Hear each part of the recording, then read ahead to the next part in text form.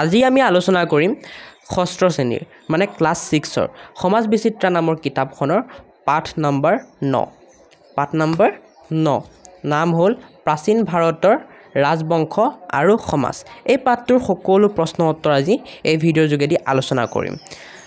আৰু এটা কথা কৈ দিওঁ প্ৰশ্ন উত্তৰবোৰ মই একেবাৰে সৰুকৈ লিখাৰ চেষ্টা কৰিছোঁ যাতে তোমালোকৰ মুখস্থ কৰিবলৈ সুবিধা হয় ঠিক আছে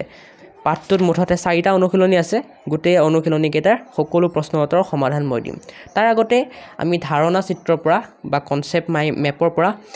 একেবাৰে থুলমূলকৈ পাঠটোৰ বিষয়ে এটা আভাস লৈ লওঁ পাঠটোত আমি কাৰ বিষয়ে পঢ়িম পাঠটোত আমি পঢ়িম ভাৰতত বিভিন্ন সময়ত ৰাজত্ব কৰা আমি ৰাজ্যসমূহৰ বিষয়ে পঢ়িম ৰজাসমূহৰ বিষয়ে পঢ়িম তেওঁলোকৰ সময়ত ভাৰতত কেনে ধৰণৰ মানে উন্নতি হৈছিল কি হৈছিল তাৰ বিষয়ে পঢ়িম ঠিক আছে ফাৰ্ষ্টে আমি পঢ়িম উত্তৰ ভাৰতত শাসন কৰা কেইটামান প্ৰধান ৰাজবংশ মানে বিষয়ে এতিয়া উত্তৰ ভাৰতত শাসন কৰা প্ৰধান ৰাজবংশসমূহ কি কি আছিল মৌৰ্য বংশ শুংগ বংশ কণ্ব বংশ চেদি বংশ গুপ্ত বংশ ইয়াৰ ভিতৰত কণ্ব আৰু চেদিটো ইমানটা দিয়া নাই ইমানটা প্ৰশ্ন উত্তৰ নাহে এটোপা বেছি আহে আমাৰ মৌৰ্য বংশ শুংগ বংশ আৰু গুপ্ত বংশ ঠিক আছে নেক্সট তোমালোকৰ দক্ষিণ ভাৰতত শাসন কৰা কেইটামান প্ৰধান ৰাজবংশ দিয়া আছে পল্লৱ পাণ্ডৱ চোল চেৰা চালুক্য সাতবাহন ইয়াৰ ভিতৰত চালুক্যটো ইমানটা নাহে প্ৰশ্ন উত্তৰ ইয়াৰ পৰা বেছি আহে পল্লৱ পাণ্ডৱ চোল চেৰা আৰু সাতবাহনৰ পৰা নেক্সট তোমালোকৰ প্ৰাচীন কামৰূপ মানে আমাৰ আগৰ অসমত ৰাজত্ব কৰা কেইটামান প্ৰধান ৰাজবংশৰ নাম দিয়া আছে ভৌম নৰক বৰ্মন পাল শালস্তম্ভ এইবোৰৰ বিষয়ে দিয়া আছে ইয়াৰ ভিতৰত মেইন কোনটো আমাৰ বৰ্মন বংশ মানে ইয়াৰ বিষয়ে আমি বেছিকৈ পঢ়িব পাম এই পাঠটোত ঠিক আছে বাকিবোৰৰ বিষয়ে আমি আগৰ ক্লাছত মানে ক্লাছ 7 বা 8ত পঢ়িব পাম গতিকে তোমালোকৰ এটা থুলমূলকৈ ক্লিয়াৰ হ'ল যে আমি চেপ্টাৰটোত কিহৰ বিষয়ে পঢ়িম আই থিংক হ'ল চাগে এতিয়া আমি প্ৰথম অনুশীলনীৰ প্ৰশ্ন উত্তৰবোৰ চাওঁ ব'লা প্ৰথম অনুশীলনীৰ প্ৰশ্ন উত্তৰবোৰ একেবাৰে কৰ পৰা মূৰ্ধন্য ঠলৈকে এতিয়া প্ৰথম অনুশীলনীৰ 1 নম্বৰ প্ৰশ্নটো কি কৈছে চোৱা 1 নম্বৰৰ ক প্ৰশ্নটো কৈছে মৌৰ্য বংশৰ প্ৰতিষ্ঠাতা কোন আছিল উত্তৰ হ'ব চন্দ্ৰগুপ্ত মৌৰ্য প্ৰতিষ্ঠাতা মানে বুজি পাইছা মানে মৌৰ্য বংশটো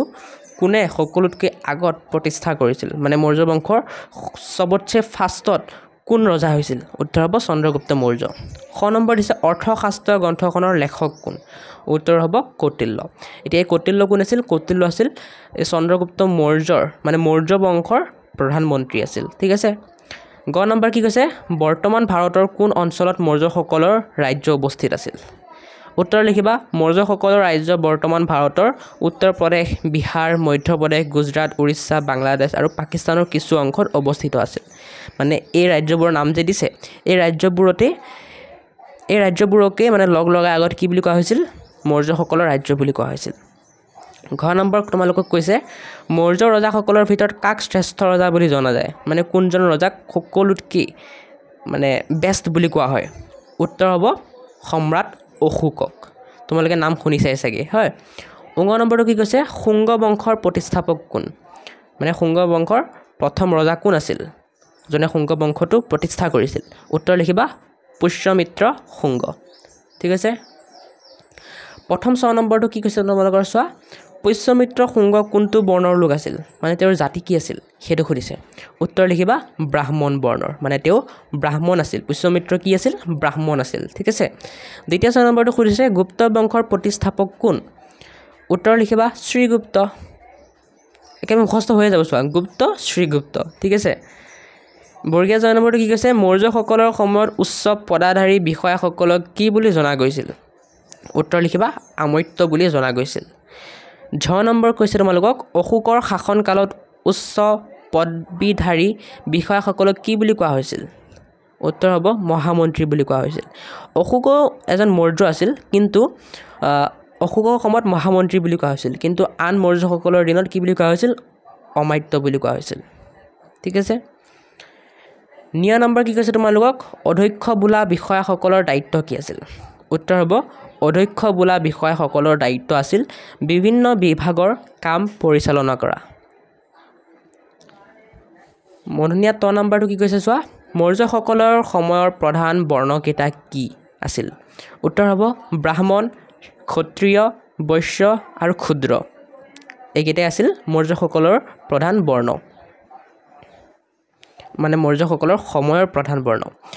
থ নম্বৰ মধ্যমীয়া থ নম্বৰ কি কৈছে গুপ্ত বংশৰ শ্ৰেষ্ঠ ৰজাজনৰ কোন আছিল মানে গুপ্ত বংশৰ বেষ্ট ৰজা কোন আছিল উত্তৰ হ'ব সমুদ্ৰগুপ্ত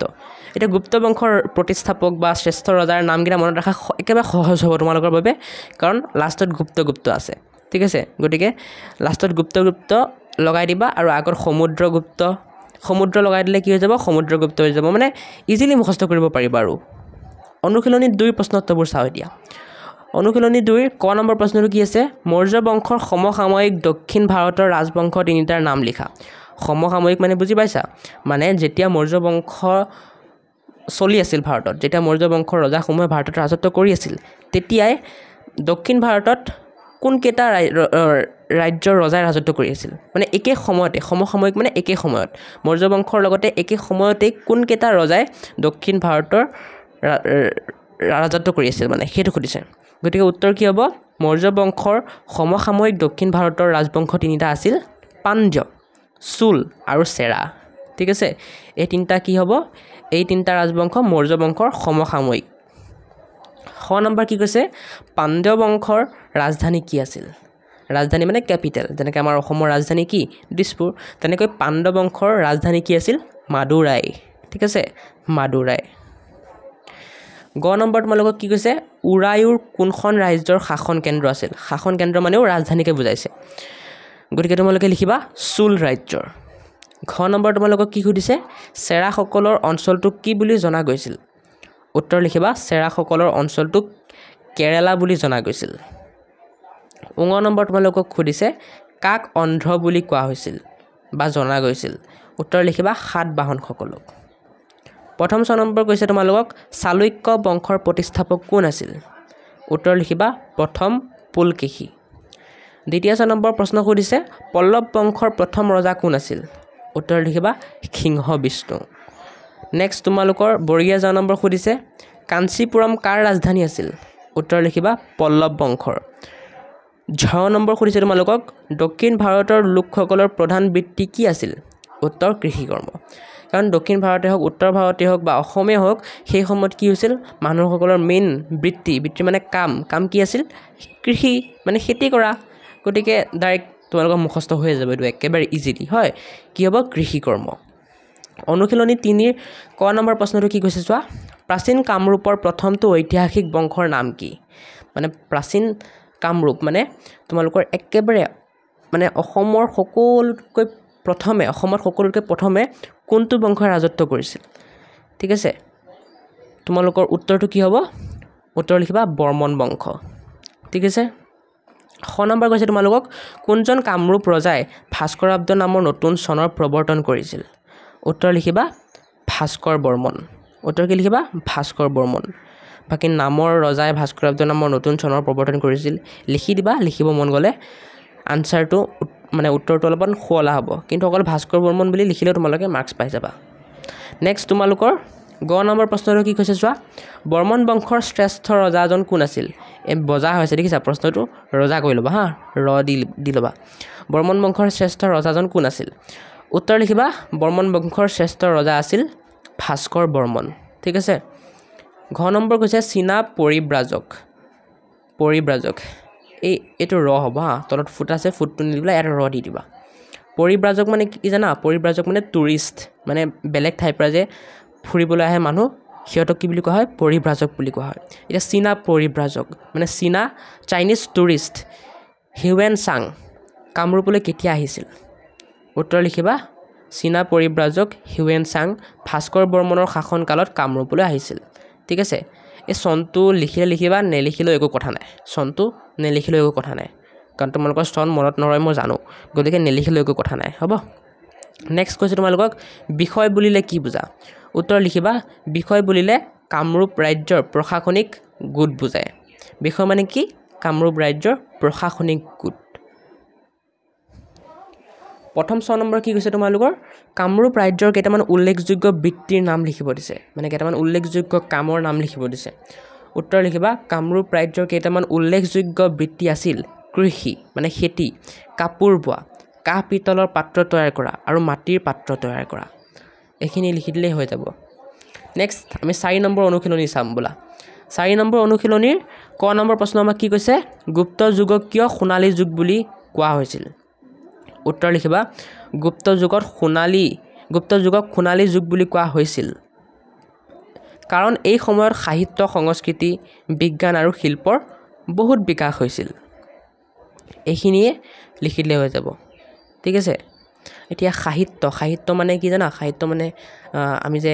কিতাপ পত্ৰবোৰ লিখিছো যে কিতাপ পত্ৰবোৰ যে সেইবোৰকে সাহিত্য বুলি কোৱা হয় সংস্কৃতি মানে নাচ গান এইবোৰক কোৱা হয় আৰু বিজ্ঞান মানে গম পোৱাই তোমালোকে সায়েন্স হয় আৰু শিল্প মানে উদ্যোগ কল কাৰখানা আদি গতিকে গুপ্ত যুগত কি হৈছিল এই সকলোৰে বিকাশ হৈছিল সেয়ে গুপ্ত যুগক কি বুলি কোৱা হৈছিল সোণালী যুগ বুলি কোৱা হৈছিল খ নম্বৰটো কি কৈছে কালিদাসে লিখা 3খন নাটকৰ নাম লিখা উত্তৰ লিখিবা কালিদাসে লিখা 3খন নাটকৰ নাম হ'ল মালবিকাগ্নিমিত্ৰম অভিজ্ঞান শকুন্তলম বিক্ৰমোৰ্বশীয়ম এই তিনিটা লিখিলে হৈ যাব নামকেইটা অলপ টান হয় কিন্তু একো নাই লিখি দিলে হৈ যাব গ নম্বৰ তোমালোকক কৈছে বৰ্তমানৰ নাম প্ৰয়াগৰাজ প্ৰশস্তিৰ লেখক কোন আছিল মানে প্ৰয়াগৰাজ প্ৰশস্তিৰ লেখক কোন আছিল তোমালোকক সুধিছে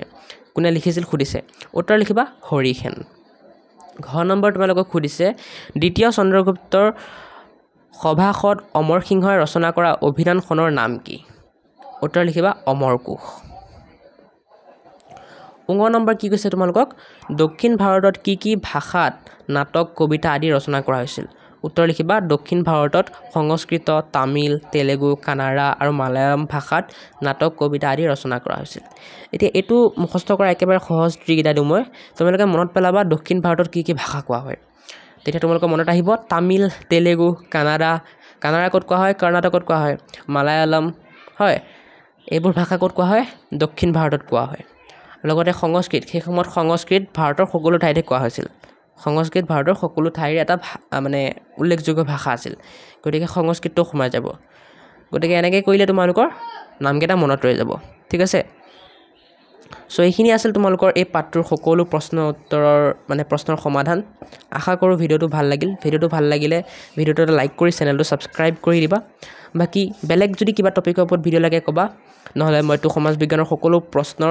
সকলো চেপ্টাৰ পাঠৰ প্ৰশ্ন উত্তৰবোৰৰ সমাধান দিমেই নেক্সট ভিডিঅ'টোত মই পাঠ 10 ভাৰতীয় সংস্কৃতিৰ ভেটি এই পাঠটোৰ সমাধান দিম গতিকে তোমালোকে চাবলৈ নাপাহৰিবা সেয়ে চেনেলটো ছাবস্ক্ৰাইব কৰা যাতে তোমালোকৰ তাত নটিফিকেশ্যন যায় বাকি ডেছক্ৰিপশ্যনত মই লিংক দি দিম বাৰু যেতিয়া ভিডিঅ'টো বনোৱা হৈ যাব সো তাৰ পৰা গৈও চাব পৰা আৰু ডেছক্ৰিপশ্যনত মোৰ হোৱাটছআপ চেনেল আৰু ইনষ্টাগ্ৰামৰ লিংকো থাকিব গৈ পেলাই ফ'ল' কৰি দিবা বুলি আশা কৰিলোঁ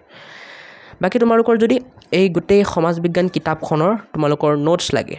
মানে অনুশীলনীৰ প্ৰশ্ন উত্তৰবোৰৰ PDF লাগে তোমালোকৰ লিখিব মন নাই ইমান গাল প্ৰশ্ন উত্তৰ ইমান ডাঙৰ প্ৰশ্ন উত্তৰ তেন্তে এটা কাম কৰিব পৰা ডেছক্ৰিপশ্যন আৰু কমেণ্ট বক্সত লিংক দিয়া থাকিব PDFটো ডাউনলোড কৰি ল'ব পৰা মাত্ৰ 50 টকা এটা পে' কৰি 50 টকাটো তোমালোকৰ পাপা বা মাক ক'লেই অনলাইন যোগেদি পে' কৰি দিব তেতিয়া তোমালোকে কি কৰিব পাৰিবা